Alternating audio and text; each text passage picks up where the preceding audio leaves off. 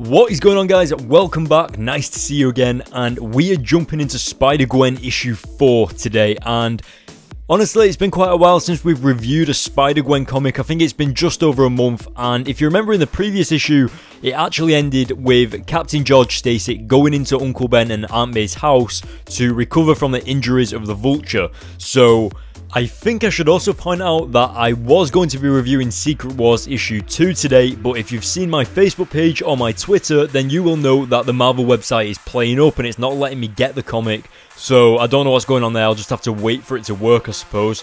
But yeah, so sorry for the delay with Secret Wars, but without further ado, let's jump into this issue. Alright, so I particularly liked this page when I first picked up the comic and I first read the issue. I thought this was probably one of my favourite moments throughout the entire issue, where Gwen actually confronts Hobie and I think it's Izzy, and they are actually putting some graffiti on like a new building that's in construction, and Hobie just straight up sprays Gwen in the face with some spray paint. And what I particularly liked about this was the fact that Spider-Gwen was just like, what the heck happened to my spider sense?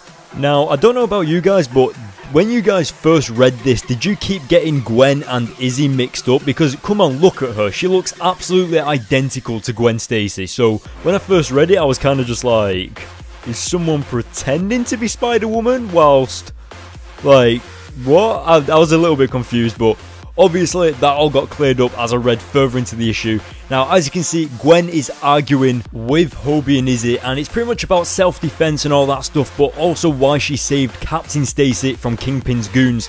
And I absolutely love how Hobie just automatically assumes that Gwen Stacy, or, well, Spider-Woman, is sleeping with Captain Stacy. I mean, that is messed up, but just the sort of length that the humour is willing to go in this comic, which I like, because I don't really think that you'd hear something like that in the 616 comics, so it's really good to see here.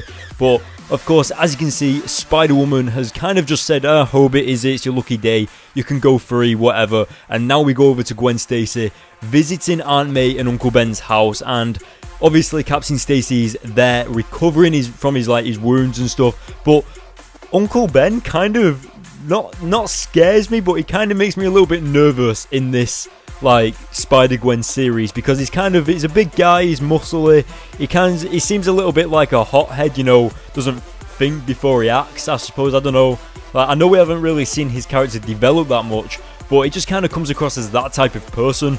But yeah, so as you can see, Gwen came across all of these like newspapers and articles that have been collected of her as Spider-Woman, and pretty much saying that she's a killer for Peter Parker's death and all that crazy stuff, and she's really feeling the guilt in this issue. And just as she's like pretty much about to leave, Aunt May comes downstairs and starts like talking to her, saying how she should stay, sit down Gwen, gather yourself, like we'll get through this together. And then Aunt May actually starts explaining she has these articles and newspapers of Spider-Gwen being a killer and Spider-Gwen being responsible for Peter Parker's death. And it actually turns out it was because Peter was such a huge fan of Spider-Gwen that he actually loved her. And what I should probably point out is that he's in love with the idea of Spider-Gwen, of the freedom of going out there, helping people, saving people, probably also being hidden behind a mask, becoming a person that doesn't really matter to you, like you can just kind of escape everything.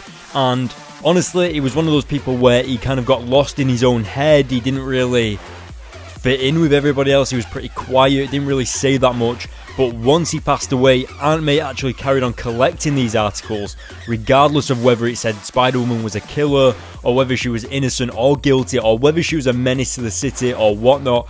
And Aunt May is actually discussing how she believes Spider-Gwen is innocent. Well, technically she doesn't know what to think, but I kind of think that she's leaning more towards the side of Spider-Gwen being innocent, and maybe the tabloids and the news not really saying the entire truth and stuff like that. So I think that's really good to see, because if you've noticed, Aunt May and Uncle Ben, they always are the wisest people in the comics, especially in Spider-Man comics, and they always know not to believe what they see and stuff like that. So I think it's really good that even in this universe, Aunt May still has her wits about her, and that is what I love about this comic as well.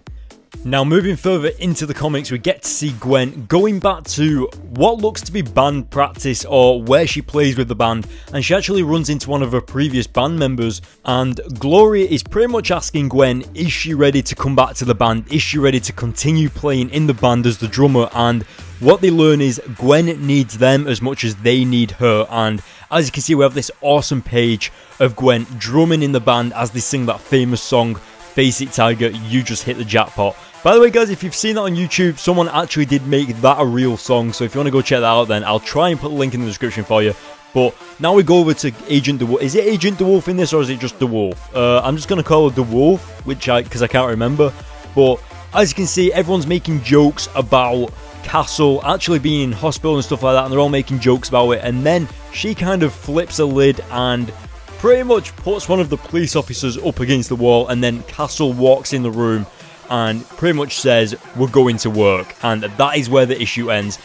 Now, I don't know about you guys, but I absolutely loved this issue. I thought it was a nice way to just sit down with Gwen and get Aunt May and talk through, like, Peter's death and how it's affected Aunt May and Uncle Ben. Now, Uncle Ben didn't really seem that bothered. We didn't really get much character development on him, but Aunt May was brilliant in this comic, and so was Gwen. But at least we know now that maybe Gwen isn't going to be wanted for murder that much, because now Aunt May kind of has faith in her as well, if you get what I mean. Yeah, I don't know, but either way, I'm going to give this issue an 8 out of 10. I don't know about you guys, but I hope you guys give it that 8 out of 10 as well, or at least higher than that, because I think it's worthy. But yeah, so let me know what you guys thought in the comments section below, and what did you think of the art style? I know it's similar to the rest of the comics, but we just haven't spoken about that for a while, so let me know in the comments below. Also, make sure you follow me on my Facebook page and Twitter by going to the links in the description, because then you'll know why Secret Wars hasn't been uploaded and why other comics sometimes go up a little later than they should do. And of course, for all the comic early previews, go follow me on there as well. But guys, I'm going to go and try and get this Secret Wars issue 2. Hopefully it's working now, but I don't know whether it will be or not. So if it's not, then my next review will be Silk or Spider-Woman, depending on which one it is. But yeah, so look out for that. Make sure you hit the like button on this video, make sure you hit the subscribe button, and I will see you guys in my next video.